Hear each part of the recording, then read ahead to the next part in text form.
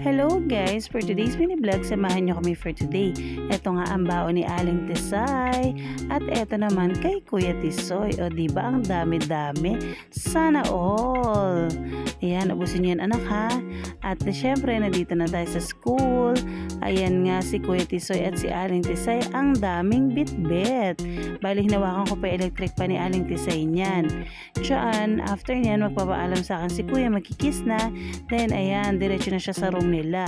Ito naman ang kay Aling Tisay. Ayan, makakasalubong niya dyan si Turdy. Titig na titig, o diba? Kitty Turdy eh.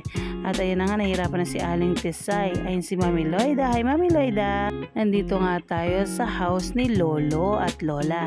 Ayan si Kuya Teng, while break time. Ang daming kwento. Nakakatuwa talaga yun si Kuya Teng. Laging updated, o diba?